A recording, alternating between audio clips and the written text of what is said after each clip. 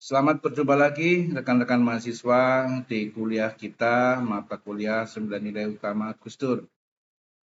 Pada sesi yang ke-6 ini, nanti kita akan membahas mengenai nilai utama Gus Dur yang keempat, yaitu kesetaraan.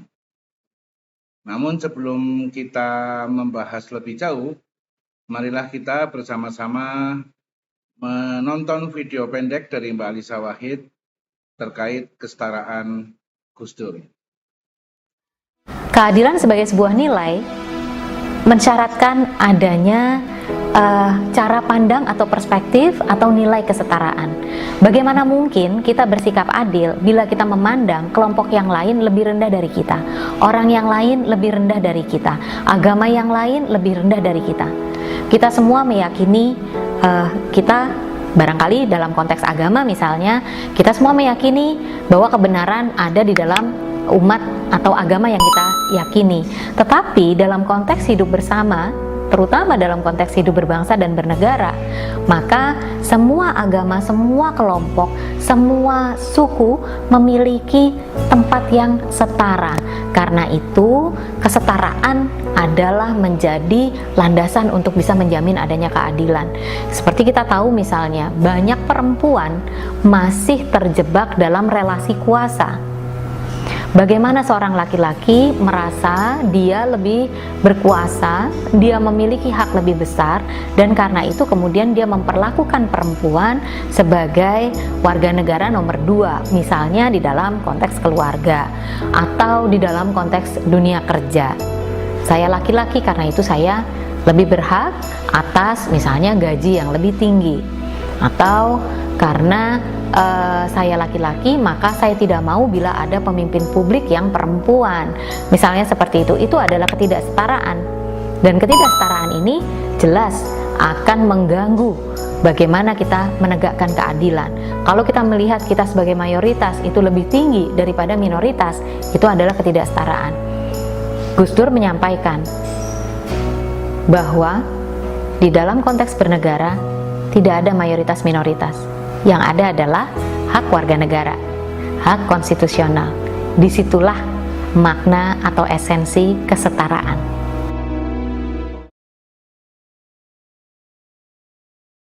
Demikian tadi kita sudah menyaksikan penjelasan singkat tentang kesetaraan menurut Gus Dur. Jadi dalam hal ini, Gus Dur memandang kesetaraan sebagai sesuatu yang sudah semestinya atau suatu keniscayaan, di mana Gus Dur memandang dalam kedudukan sebagai warga negara, semua warga negara adalah setara, baik di mata hukum, baik di mata negara maupun pemerintah. Kesetaraan di sini menyangkut segala hal, baik mengenai kesetaraan gender, kesetaraan politik, maupun kesetaraan dalam hal menjalankan kewajiban agama masing-masing.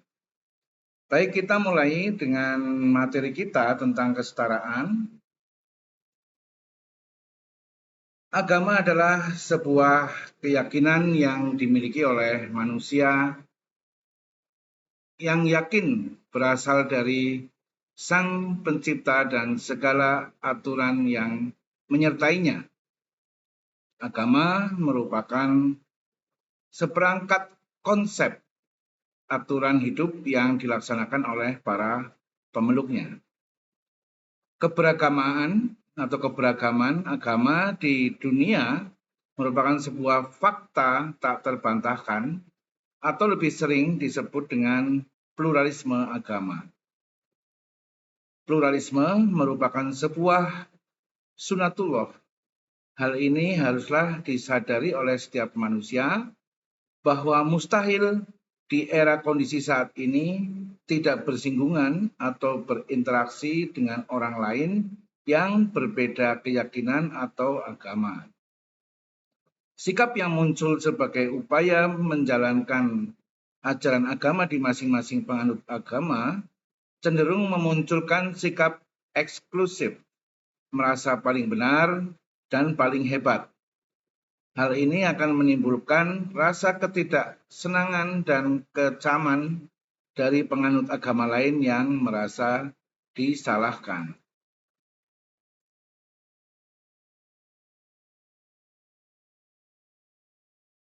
Indonesia adalah bangsa yang percaya kepada Tuhan Yang Maha Esa, yang merupakan inti dari semua agama, dan menghormati hak orang lain untuk melaksanakan dan memilih agama yang diyakininya adalah tanggung jawab setiap pemeluk agama apapun itu.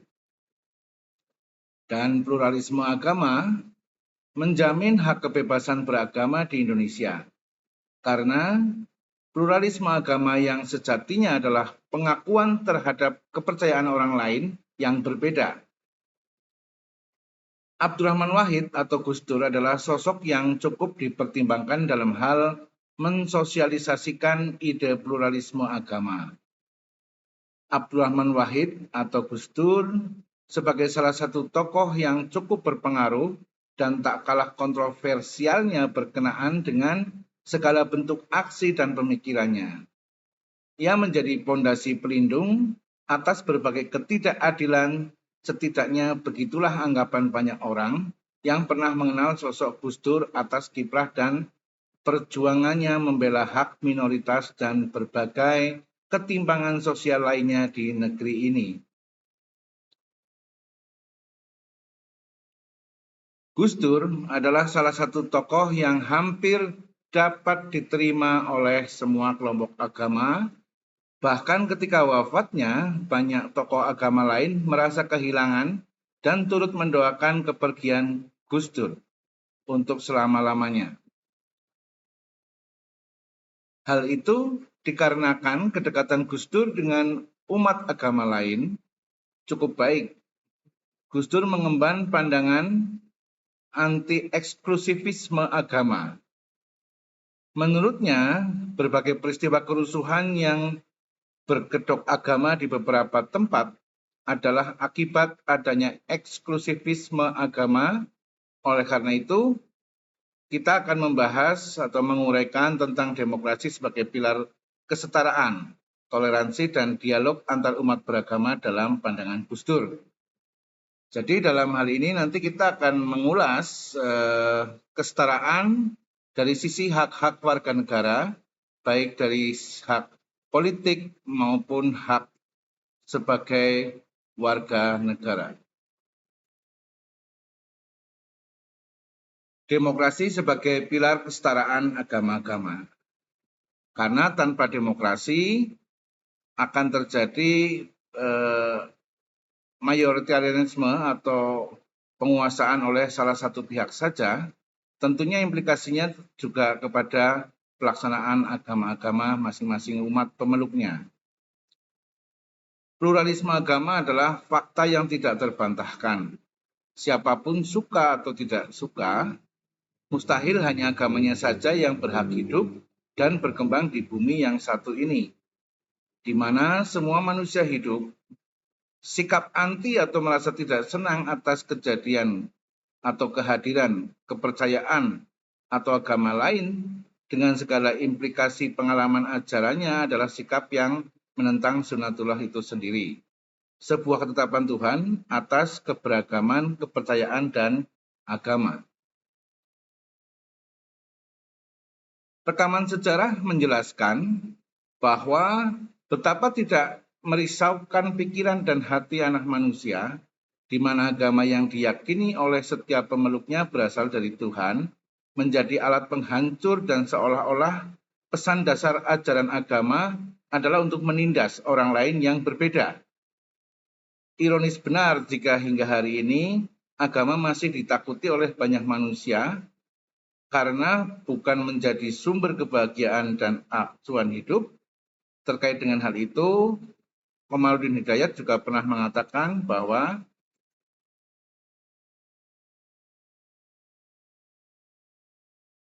ajaran agama diwahyukan Tuhan untuk kepentingan manusia. Dengan bimbingan agama ini diharapkan manusia mendapatkan pegangan yang pasti dan benar dalam menjalankan hidup dan membangun peradabannya. Dengan kata lain, agama diwahyukan untuk manusia, bukan manusia tercipta untuk kepentingan agama. Agama adalah alat, bukan tujuan. Dengan bimbingan agama itulah manusia berjalan mendekati Tuhan dan mengharap ridhonya melalui amal kebaikan yang berdimensi vertikal atau disebut dengan ritual keagamaan, dan berdimensi horizontal yaitu pengabdian sosial. Itu tadi yang disampaikan oleh Profesor Dr. Komarudin Hidayat. Oleh karena itu, tragedi kemanusiaan akibat dari perang antar umat beragama harus didekati dengan menggunakan kacamata sosiologis, bukan kacamata teologis. Hal ini penting dilakukan karena pendekatan sosiologis dalam melihat konflik, termasuk konflik yang bernuansa agama, adalah sebuah upaya melihat akar masalah secara objektif, tidak pandang bulu, dan dapat mencarikan solusi yang lebih efektif terhadap masalah yang dihadapi, terhadap konflik-konflik yang terjadi. Jadi di sini pandangan dari Komarudin Hidayat, Profesor Komarudin Hidayat, bahwa meskipun adanya konflik yang disebabkan oleh agama, namun penyelesaiannya lebih efektif dan lebih lebih mudah apabila menggunakan pendekatan sosiologis, karena ilmu sosiologis itu lebih bersifat humanis dan universal. Kalau agama kan masing-masing tentunya akan berpegang pada kaidah-kaidah agamanya masing-masing. Ini akan menjadi sulit menjadi titik temu apabila terjadi konflik. Sementara itu, pendekatan secara teologis akan sampai pada kesimpulan hitam putih, benar salah. Hal ini justru akan menimbulkan kecemburuan dan kebencian pada pihak yang disalahkan. Dalam hal upaya memperkecil terjadinya konflik umat beragama ini, perlu ada sebuah wadah yang mampu memposisikan setiap agama dan penganutnya sejajar. Tidak ada perbedaan kelompok sehingga posisi masing-masing agama setara di muka hukum. Setiap agama diberikan kebebasan dan terjamin hukum dalam mengamalkan ajaran agamanya tanpa ada tekanan dan intimidasi dan gangguan dari manapun. Inilah demokrasi yang diperjuangkan oleh Abdurrahman Wahid atau Gus Dur. Bagi Gus Dur, demokrasi berarti persamaan hak dan status dari setiap warga negara di depan hukum, tanpa melihat perbedaan etnis, agama, jenis kelamin, dan bahasa. Jadi, dalam pandangan Gus Dur, demokrasi adalah menjadi salah satu alat paling utama untuk bisa menjamin kesetaraan seluruh masyarakat dan manusia di depan hukum. Gus Dur ingin menegaskan bahwa dengan demokrasi, setiap agama diberikan hak dan posisi yang sama untuk berkarya dan mengeluarkan pendapat dalam menyelesaikan persoalan bersama. Terfokus dengan demokrasi di Indonesia khususnya, Gus Dur menyoroti nilai-nilai dasar yang berhubungan dengan seperti kemanusiaan, persamaan, dan keadilan. Hubungan antar manusia ini sangat penting karena tidak akan mungkin di era di mana modernisasi sedang berkembang, seseorang manusia tidak berinteraksi dengan orang yang berbeda keyakinan.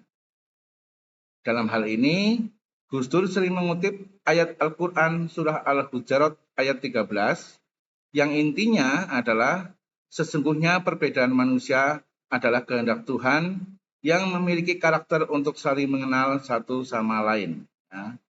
Jadi Tuhan dalam Al-Quran menyebutkan bahwa Beliau menciptakan manusia yang berbeda-beda, bersuku-suku, berbangsa-bangsa untuk saling mengenal, bukan untuk saling bermusuhan. Selanjutnya adalah untuk mendukung persamaan, khususnya dalam bidang sosial politik dan ekonomi. Gus Dur dalam hal ini tidak ingin mengatakan istilah mayoritas atau minoritas, karena setiap manusia memiliki persamaan status dan hak yang sama. Dengan kata lain, untuk mencapai demokrasi dalam sosial politik dan ekonomi dan keadilan sosial, setiap orang harus menanamkan persamaan, menghormati kaum mayoritas, ras serta kelompok agama lain atau kaum minoritas.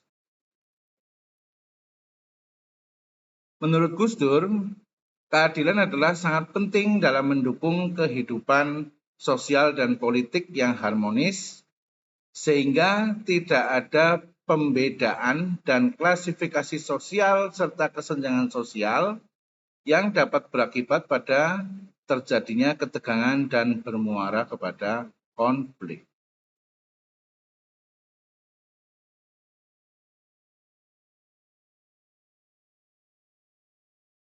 Dalam hal ini, kaitan agama dan demokrasi, Gus Dur berpendapat bahwa agama harus menunjukkan fungsi transformatifnya bagi demokrasi kehidupan sosial.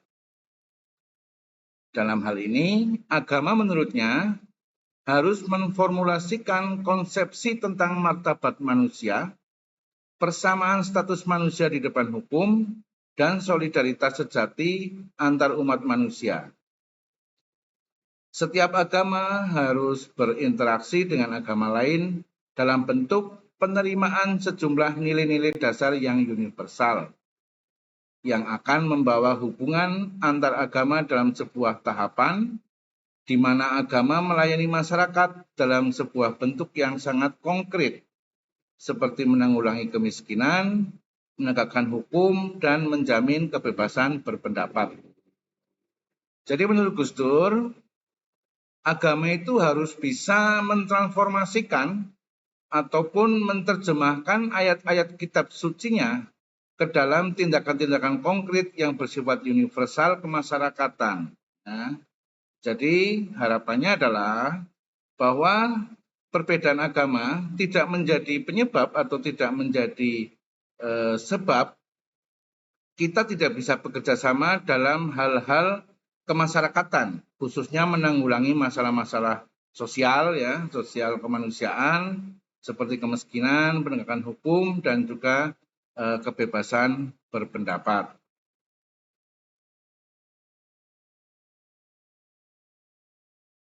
Gus Dur menekankan pandangan keterbukaan untuk menemukan kebenaran dimanapun juga.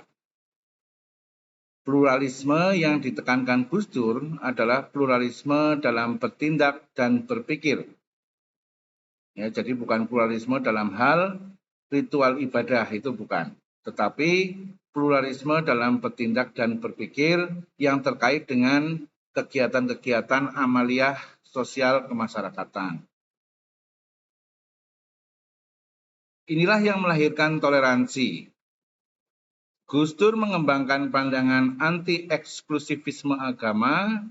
Menurutnya, berbagai peristiwa kerusuhan yang berkedok agama di beberapa tempat adalah akibat adanya eksklusivisme agama. Apa yang dikemukakan Gus Dur tersebut sebenarnya lebih merupakan otokritik bagi umat Islam sendiri karena adanya politisasi agama dan pendangkalan agama. Sikap eksklusif inilah yang menjadi awal dekadensi keilmuan dalam Islam, karena ia senantiasa bersikap menolak dan anti terhadap perubahan yang terjadi akibat modernisasi. Jadi Gus Dur dalam hal ini sebetulnya juga melakukan otokritik kepada agamanya sendiri, kepada agama Islam, bahwa agama juga harus dijalankan dan ditafsirkan terus-menerus mengikuti perkembangan zaman dan perkembangan teknologi. Artinya pelaksanaan agama tidak boleh jumud, ya. Jumud itu stagnan dalam ketidakmajuan atau stagnan dalam kemundurannya. Itu seperti itu. Nah, dalam masalah sikap interaksi dengan non-muslim, Gus Dur memberikan pemahaman terhadap ajaran atau terhadap ayat Al-Quran. Sebentar, mohon maaf.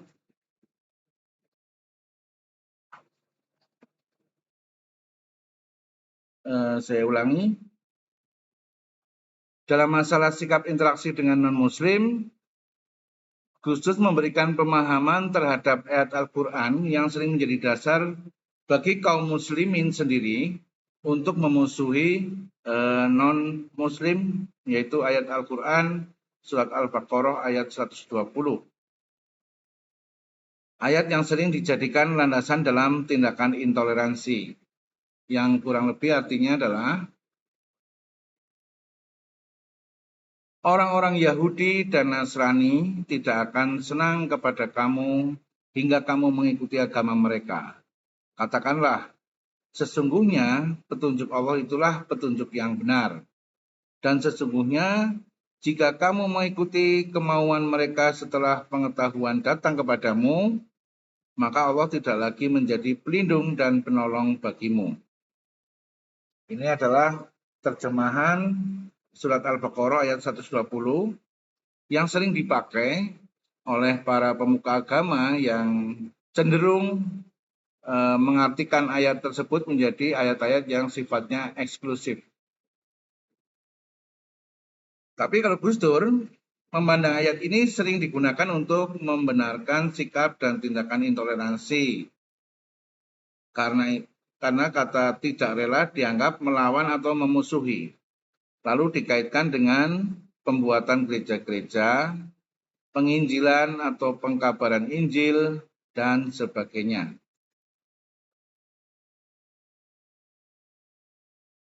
Menurut Gus Dur, kata tidak rela harus didudukan secara proporsional.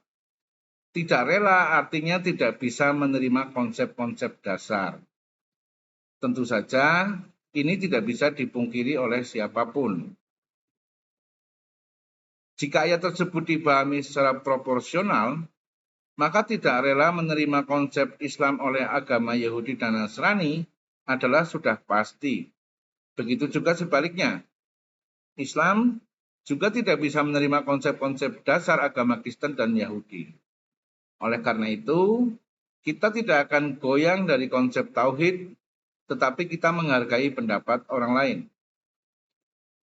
Gus Dur senantiasa mengatakan bahwa kita harus selalu berpikiran positif terhadap orang lain yang berbeda dengan kita.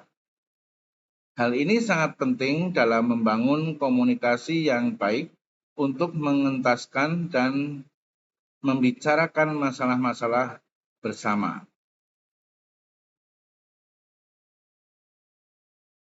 Demokrasi dalam hal ini adalah jaminan bagi setiap agama-agama mendapatkan tempat yang sama. Bagi Gus Dur, memperjuangkan demokrasi sebagai pilar kesetaraan agama-agama di Indonesia yang masih jauh dari esensi sebuah negara yang berdemokrasi harus tetap diperjuangkan demi tegaknya sebuah keadilan. Sebagaimana perkataan Gus Dur sebagai berikut. Kalau tidak ada usaha sungguh-sungguh untuk menegakkan demokrasi yang benar di negeri ini, tentu aspirasi-aspirasi itu akan terbendung oleh kekuatan-kekuatan anti-demokrasi itu. Negara kita bukan tempat satu-satunya di dunia ini di mana keadaan di atas masih berlangsung.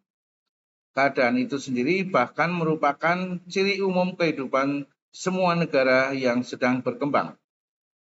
Karenanya, dari sekarang sebenarnya telah dituntut dari kita kesediaan bersama untuk memperjuangkan kebebasan dan menyempurnakan demokrasi yang hidup di negeri kita. Itu tadi Gus Dur mengatakan demikian. Gus Dur memposisikan demokrasi sebagai pilar penyangga yang memberikan hak yang sama bagi setiap agama. Oleh karena itu, ia menolak agama dijadikan sebagai dasar negara.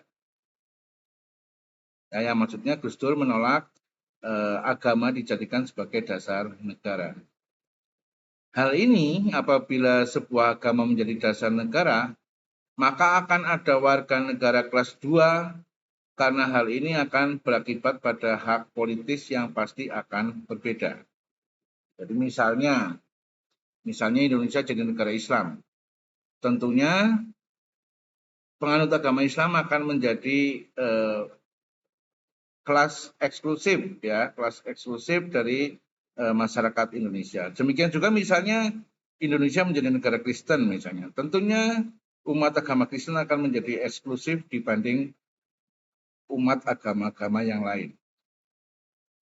Gus Dur mencontohkan misalnya pandangan yang sama tentang tiadanya hak bagi warga negara non-muslim untuk menjadi kepala negara di negara kita saat ini. Ini adalah bentuk pengingkaran terhadap demokrasi.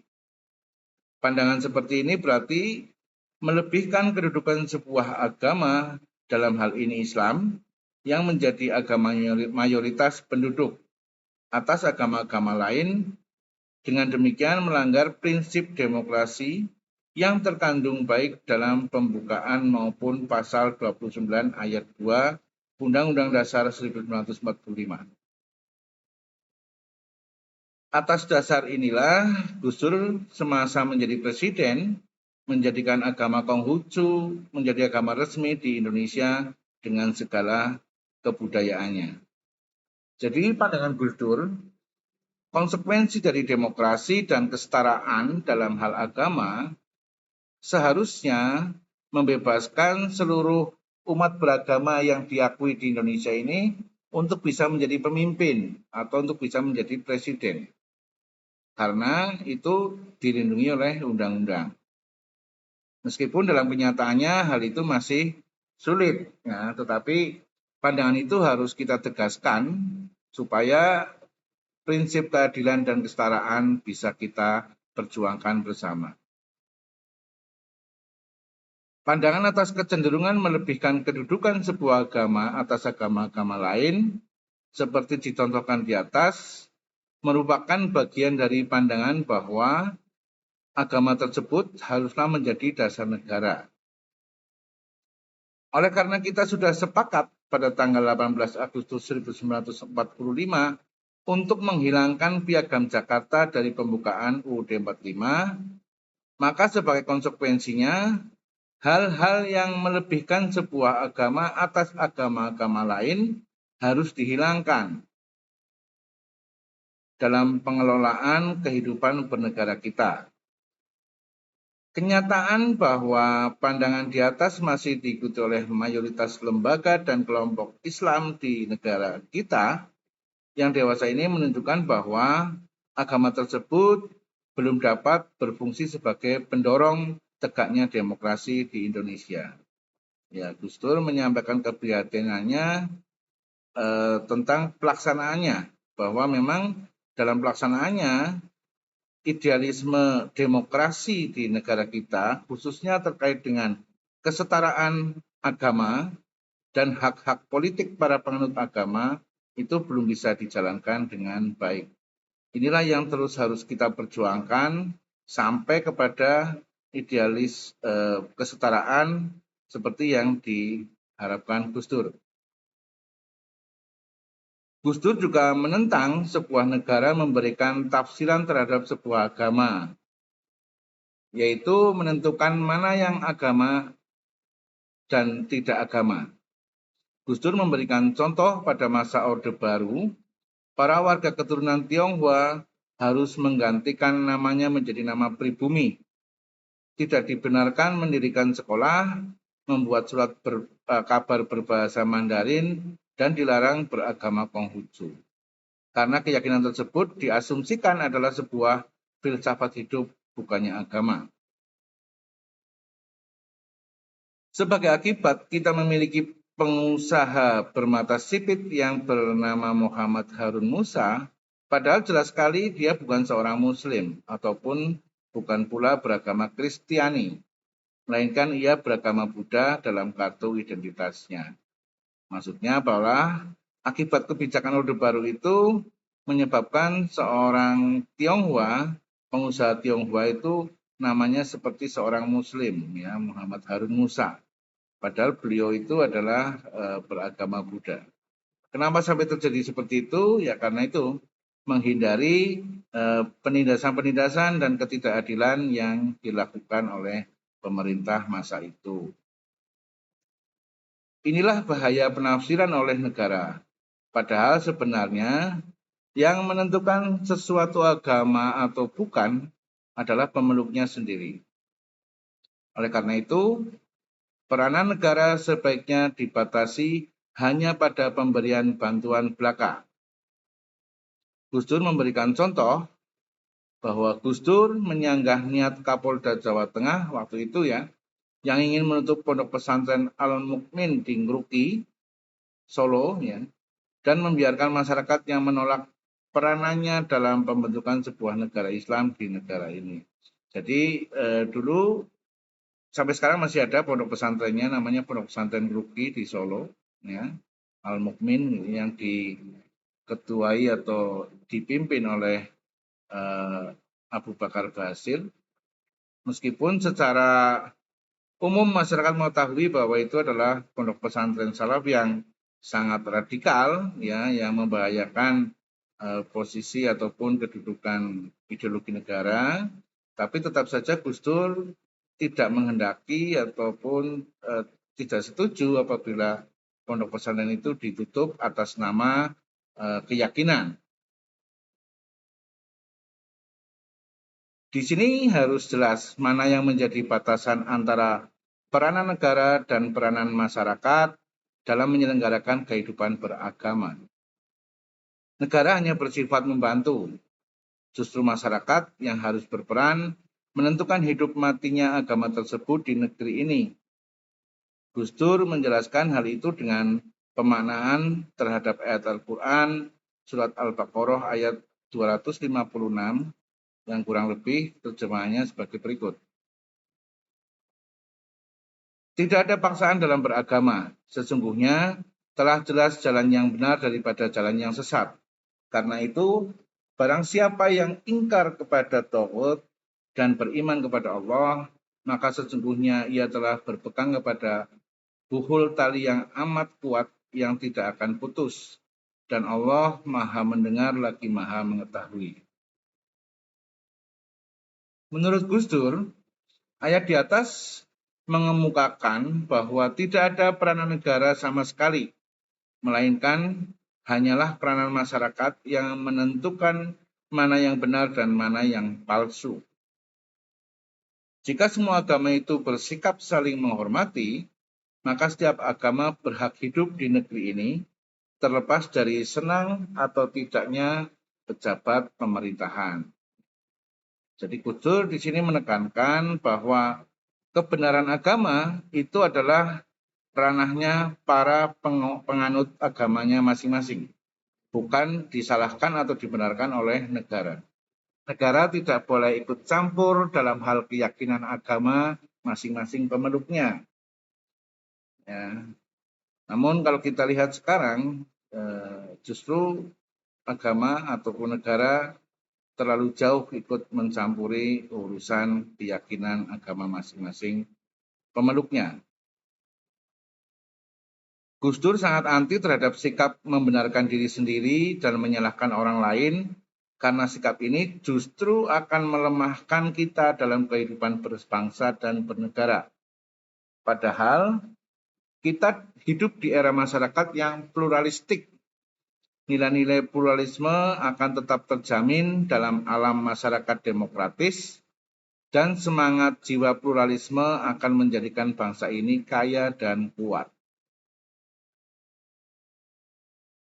Gus Dur hendak menempatkan Islam dalam kerangka pluralisme agama terkait dengan substansi ajarannya, bukan pada hal yang sifatnya setting sosial semata. Ya, jadi Gus Dur lebih menekankan untuk urusan ritual itu ditekankan untuk menjadi ranah individu masing-masing pemeluknya. Sedangkan tafsir sosial atau substansi ajaran, ya, itu yang akan melandasi dalam kegiatan-kegiatan sosial atau disebut dengan ibadah sosial, ya. Dan itu juga menjadi penting karena dalam ranah sosial, nilai universalisme akan memunculkan rasa pluralisme dan menimbulkan kerjasama dan kegotong royongan antar umat beragama. Oleh karena itu, Gus Dur berpendapat sebagai berikut.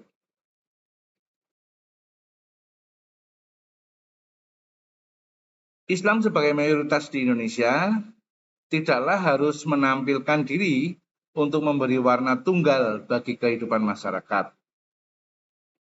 Islam tidak perlu menjadi alternatif terhadap keadaan berbangsa yang sudah begitu kuat tertanam dalam kehidupan masyarakat. Dengan melihat realitas sosial yang ada di Indonesia, maka Islam seharusnya menjadi komplementer, bukan mendominasi kehidupan berbangsa dan bernegara. Dengan demikian, format perjuangan Islam akhirnya adalah partisipasi penuh dalam upaya membentuk Indonesia yang kuat, demokratis, dan penuh keadilan di masa depan.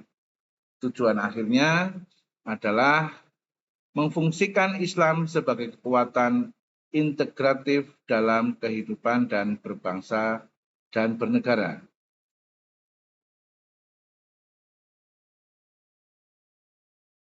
Demokrasi bagi Gus Dur adalah menghendaki untuk melihat masyarakat secara keseluruhan, dan Gus Dur juga mengkritisi umat Islam sendiri yang cenderung berpikir untuk dirinya sendiri. Selain itu, demokrasi itu adalah take and give yang serius. Demokrasi itu isinya memberi dan menerima, tidak ada orang yang bisa memaksa orang lain untuk misalnya menanggalkan keyakinan agamanya dalam demokrasi. Tapi bahwa masyarakat juga memberikan tempat kepada pemikiran yang bukan agama itu juga tidak bisa dihindari. Artinya bahwa dalam alam demokrasi sesuai dengan konsep keinginan Gus Dur atau pemikiran Gus Dur, bahwa agama itu justru bukan menjadi alat pembeda antar masyarakat, tetapi agama itu justru menjadi pemersatu. Kalau kita bisa melihat agama dari sisi universalistik pluralismenya.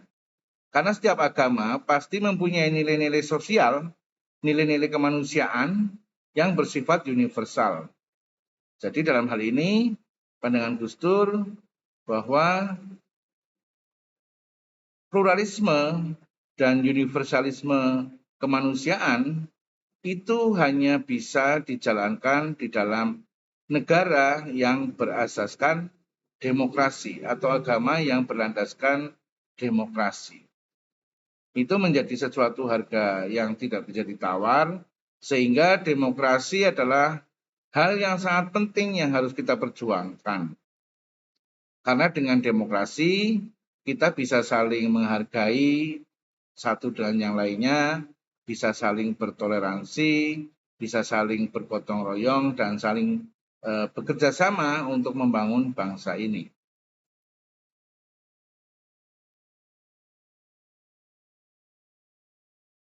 Demikian teman-teman adalah uraian tentang kesetaraan menurut Gus Dur. Artinya bahwa kesetaraan itu tidak mungkin bisa kita lakukan atau kita jalankan apabila ada hegemoni dari salah satu pihak. Kesetaraan itu harus dijalankan atas dasar perasaan sama, perasaan setara, perasaan sama di hadapan hukum maupun di hadapan Tuhan. Meskipun kita memiliki keyakinan yang berbeda-beda. Itulah demokrasi yang harus kita perjuangkan di negara ini, di Indonesia ini, agar nilai-nilai keadilan dan kesetaraan bisa kita jalankan dengan baik. Mengingat negara kita, ya, Indonesia ini berdiri atau ada karena keberagaman. Jadi sebelum Indonesia merdeka, Nusantara ini sudah terdiri dari banyak suku, banyak agama, banyak bahasa, banyak ras, dan berbagai budaya yang sudah berjalan. Dan Indonesia ini dibentuk atas landasan keberagaman itu sendiri. Demikian teman-teman pembahasan kita tentang kesetaraan pada kesempatan kali ini. Semoga bisa dipahami dengan baik. Jangan lupa mengisi komentar dalam channel ini untuk bukti kehadiran kuliah. Subscribe dan share kepada semua orang supaya pembahasan kita bisa bermanfaat bagi orang lain. Terima kasih atas perhatiannya dan kita akan bertemu lagi pada kuliah-kuliah di sesi berikutnya.